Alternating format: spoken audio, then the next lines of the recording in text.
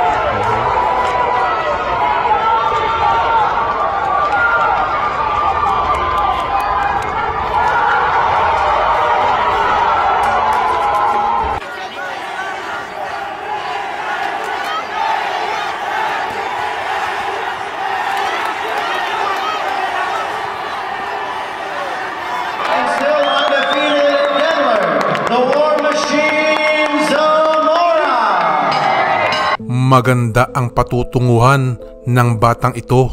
Mahusay na at tsak mabibigyan pa ng magagandang laban ng Mayweather promotion at hindi magtatagal. Sa aking palagay, malapit nang maging world champion ang Pinoy hard puncher na si Demler Zamora. So yan po ang gusto kong i-share sa inyo ngayong araw sa mga kaibigan at kababayan natin dyan sa Pinas, mga boxing fans at sa mga tulad kong OFW saan man panig sa mundo. Kumusta po kayong lahat dyan? Kung nagustuhan niyo po itong aking video, paki-like at kung pwede, mag-subscribe na din po kayo. At para updated kayo sa aking mga video, pwede nyo i-click ang notification bell. Maraming salamat sa inyong panonood. Shout out kay Brorex TV, Ricardo Bernaldo Jr., kay Miss Vicky Yabut, Giay pa din ng Bahamas, kay Mr. Edgar Balili, kay Miss Madam B at Bill Manfreyes, kay Mr. Dongtang Loy Malyari, Jen Merdan Garcia ng Macau, kay Mr. Nerio Morsia, Billy Jubildad, Jan Maravillas at sa Okodaira family. Maraming salamat po sa pagsuporta nyo sa aking channel.